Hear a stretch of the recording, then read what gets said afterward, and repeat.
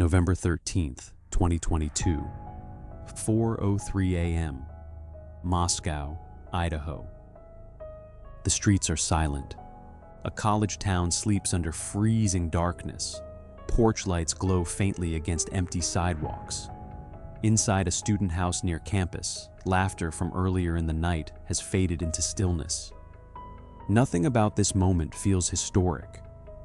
Nothing suggests that within minutes, a crime will unfold that grips an entire nation. And even more disturbing, the person responsible may already believe he understands exactly how investigators will think.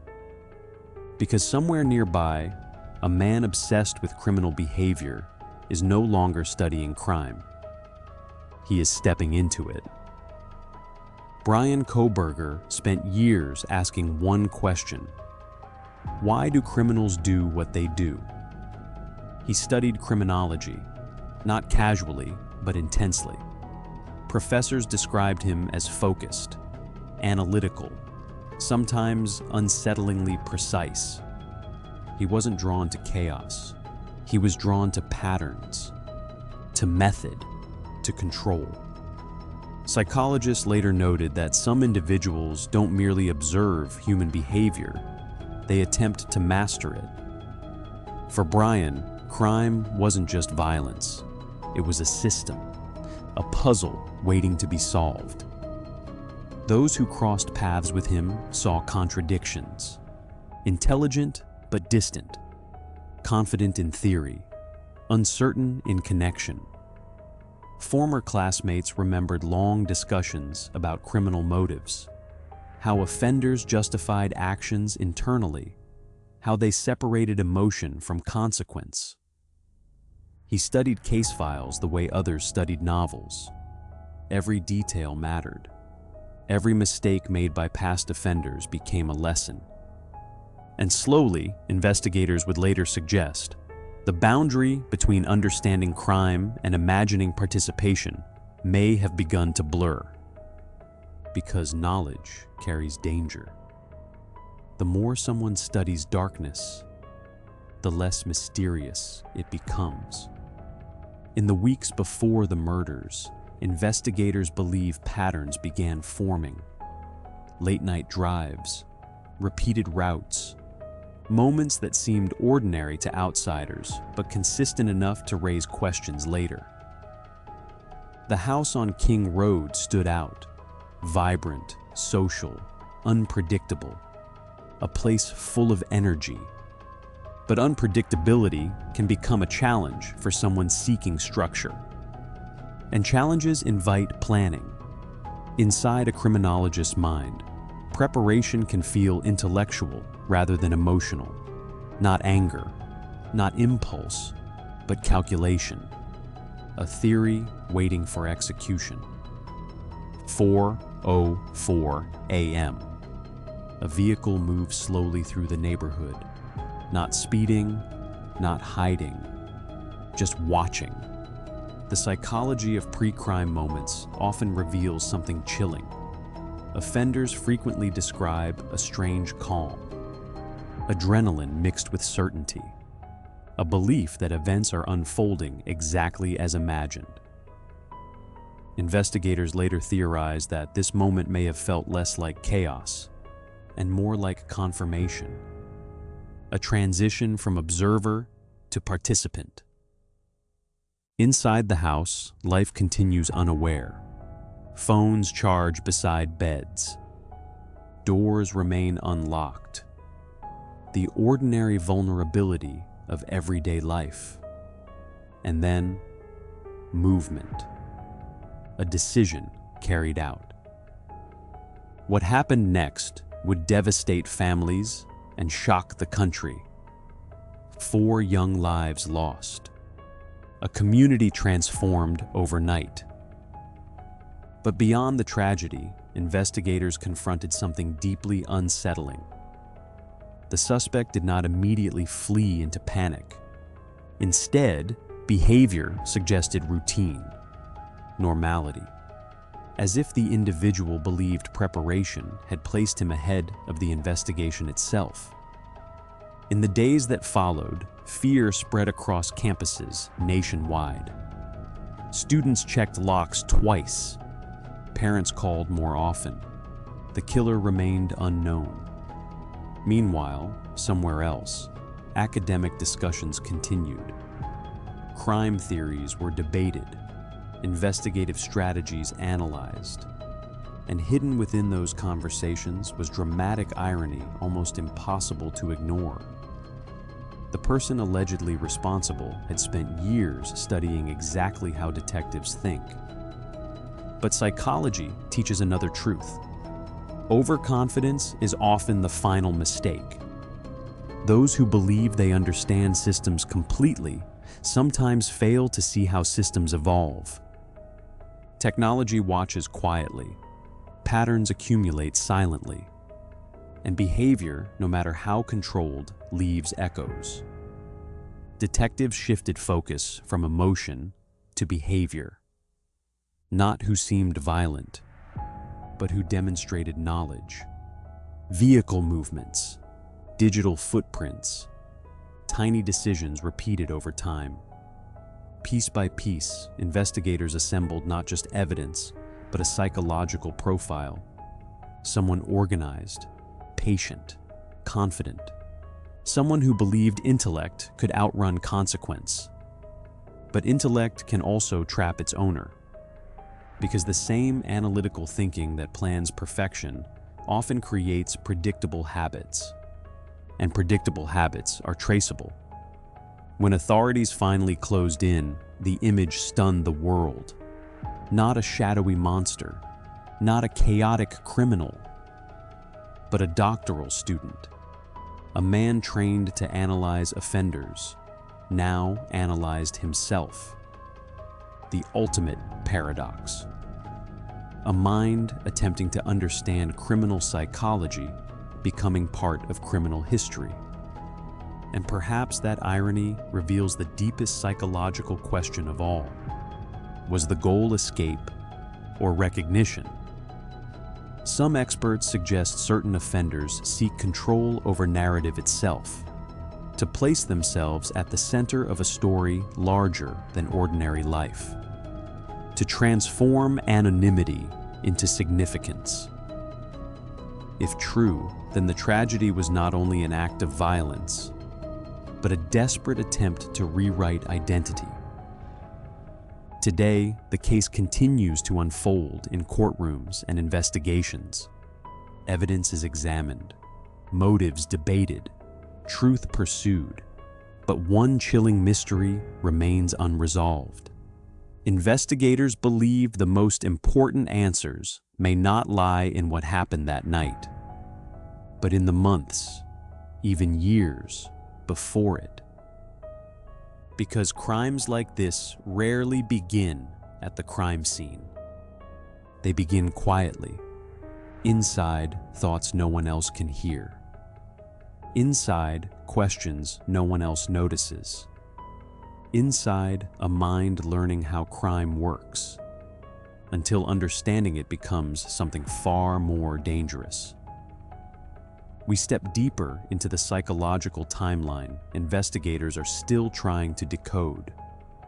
The behaviors, digital trails, and hidden warning signs that may reveal when the decision was truly made. Because the real question isn't just how this happened. It's when the mind crossed the point of no return. Investigators often say that crimes do not begin with action. They begin with patterns. Patterns so small, they appear meaningless until viewed together. Because long before November 13th, 2022, something was already unfolding, not in public, not violently, but quietly, inside routine, inside repetition, inside the psychology of preparation. After the shock of the murders, investigators faced a terrifying reality. There were no immediate suspects, no witnesses describing a stranger running from the scene, no clear motive, only fragments. So detectives turned away from emotion and toward behavior. They asked a different question. Who had been watching before anyone realized they were being watched? Digital forensics teams began reconstructing movements across weeks and months. Cell tower data, traffic cameras, vehicle sightings. Individually, each piece meant little. Together, they began forming a pattern. Late-night drives, repeated routes, a vehicle appearing near the same neighborhood again and again. Always late, always brief, never lingering long enough to attract suspicion. To the ordinary observer, these were meaningless drives. But behavioral analysts noticed something important. The timing suggested familiarity, not randomness. The driver appeared to be learning the environment, studying lighting conditions, traffic flow, moments when the neighborhood became quiet enough to disappear into. Psychologically, this phase is known as target fixation, when curiosity transforms into focus, and focus gradually narrows into intent. What disturbed investigators most was contrast. During the day, Bryan Kohberger lived a structured academic life. He attended classes, participated in discussions, spoke about criminology theories. He analyzed criminal behavior academically, while investigators would later argue he may have been rehearsing it mentally. This dual existence created dramatic irony. A man studying how offenders think may have been applying those lessons privately. Psychologists describe this state as cognitive compartmentalization, separating identity into distinct worlds that rarely collide. Student, researcher, observer, and possibly something else forming beneath the surface. Friends and classmates later described subtle social struggles, moments of detachment, intense focus on specific topics. Nothing criminal, nothing alarming, just small signals easily explained away. Because dangerous psychological shifts rarely announce themselves loudly. They emerge gradually, through isolation, through obsession, through an internal narrative only one person fully understands. Investigators began examining whether the crime was impulsive or the endpoint of a longer psychological progression. And the evidence increasingly suggested preparation. Modern investigations do not rely solely on eyewitnesses. They rely on data. Phones track movement. Devices remember locations. Technology quietly records routines humans forget. Analysts reconstructed digital timelines, mapping where a phone traveled, when signals appeared, and when they disappeared. One detail stood out: moments when movement patterns suddenly stopped, as if someone understood exactly when tracking might matter. To investigators, this suggested awareness, knowledge, possibly even confidence in understanding investigative procedures. And confidence can become dangerous, because the more someone believes they understand the system, the more likely they are to underestimate it. Experts began asking a deeper question. Was this crime driven by emotion or by experimentation? Some offenders seek emotional release. Others seek validation. But a smaller category seeks something more complex: proof. Proof that planning works. Proof that control exists. Proof that intellect can overcome chaos. If true, the crime may have represented not an explosion of feeling, but the execution of an internal theory. And that possibility unsettled investigators more than anything else. Weeks passed. Public fear intensified. But behind the scenes, detectives quietly narrowed their focus. Patterns became clearer. Vehicle descriptions aligned. Geographic behavior matched psychological profiling. The investigation shifted from who could have done this to who fits the behavioral model. And slowly, attention turned towards someone few would have initially suspected. A doctoral student, a criminology researcher, a man who understood investigations well enough to anticipate them. The irony was impossible to ignore. If investigators were correct, the suspect may have believed preparation granted invisibility. But psychology teaches another lesson. Those who analyze systems deeply sometimes reveal themselves through consistency. Habits form, routines repeat, and repetition leaves evidence. The very analytical thinking that may have guided preparation was now guiding investigators back toward its source. The observer was becoming observed. Then came a breakthrough. A connection between digital evidence, vehicle movement, and behavioral profiling converged. Suddenly, the investigation accelerated. Surveillance intensified. Quiet monitoring replaced public uncertainty. Authorities moved carefully, patiently, because at this stage, investigators were no longer searching blindly. They were waiting, watching, building certainty. And somewhere, unknowingly, the psychological balance had shifted. The hunter had become the focus of the hunt. But the most chilling discovery was still ahead. Because as investigators prepared to act, new evidence suggested something even more disturbing. The timeline might not have ended after the murders. There were indications, movements, decisions made afterward that raised a terrifying possibility. What if the crime was not the final step?